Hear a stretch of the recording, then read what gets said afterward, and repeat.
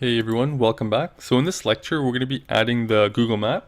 So let's dive in and start adding the external JavaScript file. So I already have it added here, but with CodePen, we don't actually have to add the script tag to our HTML here because we can just add that in our settings. So I'm actually going to cut this out of here and then open up our settings. And over here, make sure you're in the JavaScript tab and then just enter that URL to our JavaScript API. So that's https://maps.googleapis.com/map/api/js. So you may have noticed that we didn't add an API key, and we'll add this in the next lecture. For now, we'll just continue using it like this. You may get a warning about not having an API key, but the map should still work. If for some reason it doesn't, don't worry and just follow along until the next lecture where we will add the API key, and then your map should work completely. So for now, just make sure you have this URL entered exactly like that in your JavaScript tab here, and then click Save and Close. And now we can start adding our map. So another thing I added down here is this div with an ID of map. So just make sure you add that under your main section here in the app. So I give it an ID of map just like with these other elements so that we can reference it in our JavaScript and also in our CSS. So with that JavaScript tag, that URL to that JavaScript file added in our settings and the div tag down here with an ID of map, we can go ahead and start adding some CSS and JavaScript. So down here in the CSS below this info tag, we're going to target our map and then give that div a width and a height. So we'll just give it a width of 100%, so it takes up that full horizontal space, and we'll just give it a height of 300 pixels so it takes up the lower portion of our view right here. And that should be good enough for now. And inside of our JavaScript, first thing we want to do is grab the latitude and longitude of our user so we can pass that into the map options. So we actually get that information from our API. So if you open that up in a new tab, you'll see here we have a key for latitude and longitude, and this is the information that we want because this tells us where our user is located. So back in here, we'll actually just store those two values in variables. So I'll create var urlat and set that equal to data.latitude, and then similarly with the longitude, let's call it urlon for your longitude and set that equal to the longitude value from our API. So we have latitude stored here and longitude stored here. So next thing we want to do before we actually add our map is create some map options. So we create a variable, call it map options, and set this equal to an object. And inside of this object is where we add our key value pairs for our map. So there's only two that are required, which is the zoom and the center. So the zoom is how closely or far out you want the map to be. So zoom will give us a decent zoom. It should show the entire city of where the person is located. And then the center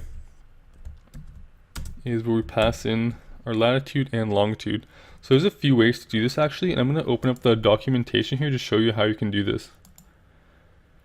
So first thing before that, I actually have this here open as well for the zoom. So for the zoom, if you have 1 passed into here instead of 10, that should show you the whole world, so it'll be pretty zoomed out. And then 20 is the most you can zoom in, and that's like the building level. So that's zoomed in a lot. So I picked something in between at 10, which here is the city level. And if you're wondering where I'm getting this information, I'm looking at the Google Maps guides, and I'll also be referencing the reference section here. So to get to this page, you can just do a Google search for Google Maps API reference, and you should be able to find it here. For me, it's the first link here. So there you have the guides and the references that you can look through if you want some more information. So I'm just going to close that for now. And inside here, we also have a list of properties. So I have the zoom that should also be here. We scroll down a bit. And it says here exactly what it is, the initial map zoom level.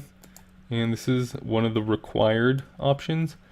And the other required option, which we'll add just a second, is center.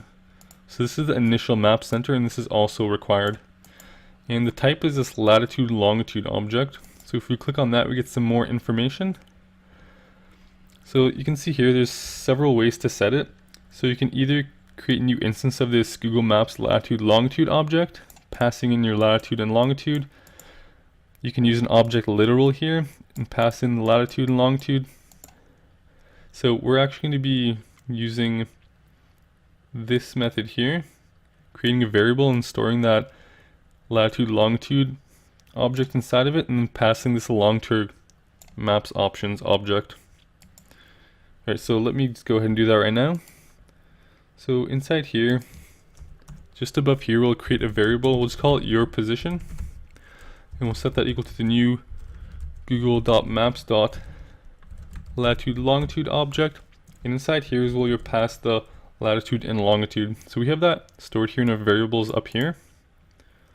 So I'm just going to copy those and pass those along. So I'm going to do the latitude first, followed by the longitude. Perfect, so that's the position of the user. And then we can just pass that along into here. So the center will be set to your position. So now we have the two required options for map options, which is the zoom and the center. So now all that's left to do is actually add our map to our app. So we want to attach it to this div element here that we created. So to do that, we're going to create a variable. We'll call it map, and we'll set that equal to new google.maps.map. And this object gets passed two arguments. And the first is the reference to our div element. So that's document.get element by ID, and we named it map, so we just pass that in through the parentheses. Then the second argument is our map options. So I'll just copy that in here, just like that. And as soon as you enter that, you should have the map appearing here in your app. And perfect. So let me just go over what we did. So first of all, in our settings, we entered the URL for that Google Maps API, hit save and close, and then we created a div to hold our map. We passed it an ID of map so that we can reference it in our CSS and JavaScript. Afterwards, we gave the div a width, so it takes up the full width here of 100%, and a height of 300 pixels, so it takes up right now just about a half of our page. Then in the JavaScript, we grab the user's latitude and longitude from our API, and we pass those along into the latitude longitude object, which we stored in the your position variable. And then we use this your position variable to set the center of our map inside of map options, and we also set a zoom level of 10 for our map, which is like a city view, as you can see here. And then lastly, we attached our map to the HTML div tag here so that it can actually be displayed using this line of code here. So hopefully that makes sense. We'll add some more options and styling to our map in future lectures. For now, if you want to read more up on it, you can just visit either the reference or the guides here on the Google Maps API page. So I'll see you in the next lecture.